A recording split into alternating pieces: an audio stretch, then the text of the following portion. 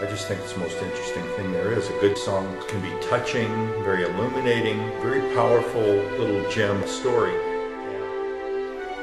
I'm Jim Terr. I'm a songwriter, and I want to share with you in this series called Song and Story Weekly, which is actually going to be 4 times a week, the joy of songwriting. You know, I'm not sure many people think about it, but except songwriters, but we listen to songs all day, every day. We appreciate it. We're touched by them at best. And we don't think much about how they're written, or we don't think about writing them.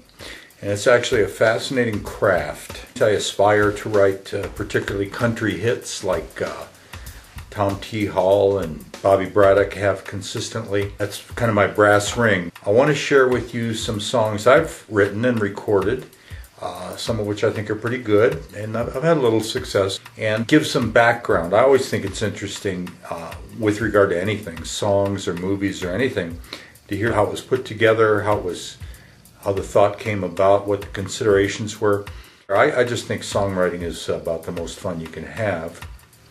And the rewards are great if you get a good hit country song cut by somebody else, in my case. For the first 31 episodes here, I'm just going to take 31 songs from this book that I wrote, actually way back in 1988, called You Got to Be Stupid to Sing Country Music, and Other Unusual Song Lyrics by Jim Terr. I hope you'll enjoy this series. On Monday, Wednesday, and Friday, I'm going to have a new song every day, background on the writing, the recording, whatever.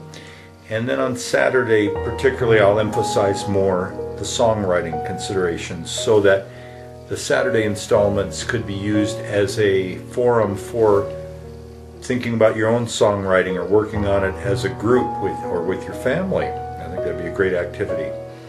So welcome, and let's get to it, and here we go.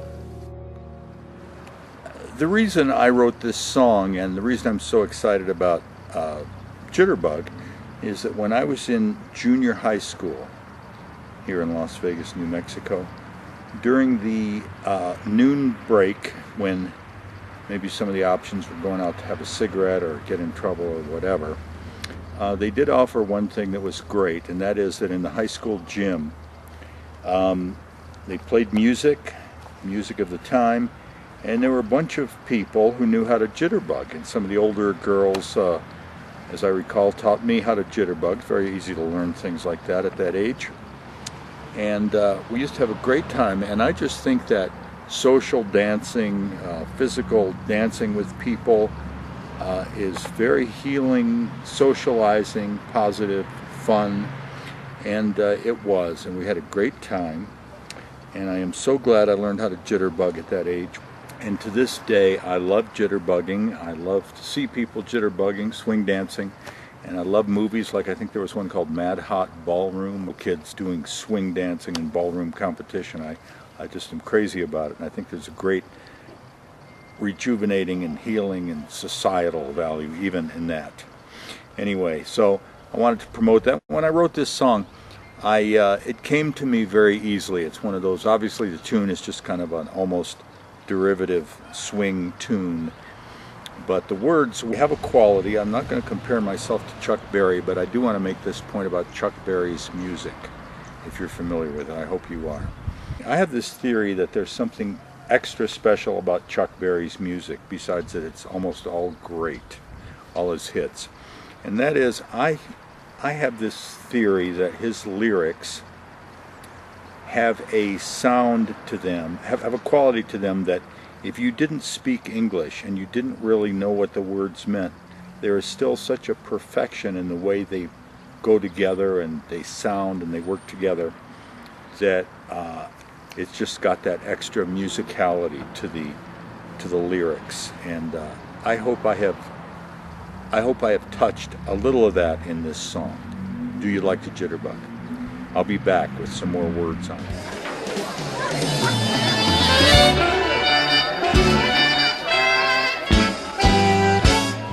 Well, the world goes round and so do we. Been doing this dance since 43 now. I've been told when you hear that beat, you're hearing millions and millions of happy feet. The world wouldn't be in such a big band fight if everybody was up and jitterbugging all night. Say, do you like to jitterbug? Spinning with a little tongue. Drinking soda from a mug. Digging things that ain't been done. Do you like to cut a rug? Do you like to kiss and hug? Do you like to jitterbug? Well, the beat was born just to sweeten that high. A DJ's born to talk that jive. When there ain't nothing if it don't blow. Cadillac's junk if it won't go. Froggy lives just to catch that fly.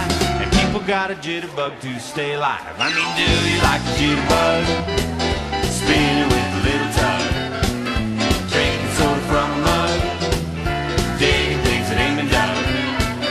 Do you like to cut a rug? Do you like to kiss and hug? Do you like a jitterbug? All right.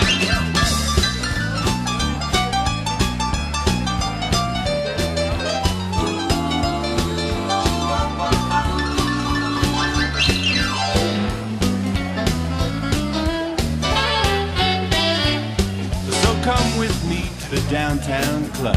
Give me a squeeze and I'll give you a hug. As soon as we hear that 4/4 sound, the first starts flying and we go to town. I never seen such a beautiful sight as all our friends jitterbugging all night. I'm saying, do you like to jitterbug? Of course I do. Spinning with a little tongue. Certainly, round and round. Drink some from a mug or a glass or whatever. Yeah. Do you like to cut a rug? Do you like to kiss and hug? Do you like to jitterbug? What I mean is, do you like to jitterbug? Spinning with a little tongue. Drink some from a mug. Digging things that ain't been done. Do you like to cut a rug? Do you like to kiss and hug? Do you like to jitterbug? I mean it. Do you like to jitterbug? Please tell me. Do you like to jitterbug?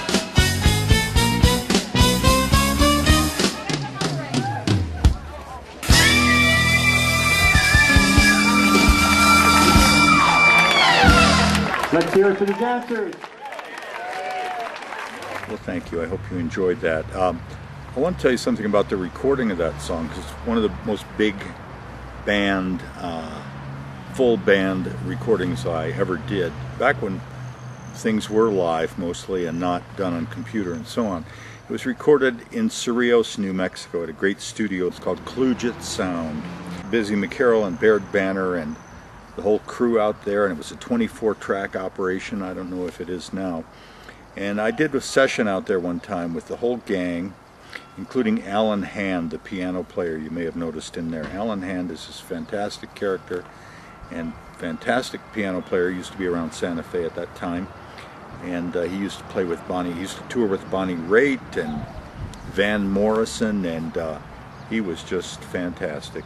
And in fact, if you notice that quick piano lead of his in the middle, I remember I came back, I asked him to come back one day. He humored me, I guess, because he probably did it well the first time. And he came back another day to do the lead, and he did one. And I started to say, could you do this? He said, no, that was perfect, and that's it. And I remixed it at John Wagner. It's just one of the nicest recordings I ever did, I believe. And actually, that session, as I recall, it was a session we put together mainly to record a bunch of jingles that I had produced for local clients. So it was about 5 or 6 jingles plus this song. And I have done a lot of jingles, and I'd like to talk about jingles, and I'll probably do a separate video about jingles one of these days. Now, the video itself that you saw, that was recorded at a fantastic event on the Santa Fe Plaza every weekday during the summer. They have something called Santa Fe Bandstand. It's just the best. Incredible number of bands. It's put together by Margaret Burke and by the late David Lesht. They played my song. We faked that performance later. It was just, those people were dancing to the recording you just heard. And wow, if you ever get to Santa Fe, you should go in the summer to that Santa Fe Bandstand. So thank you. That's the story on Do You Like to Jitterbug?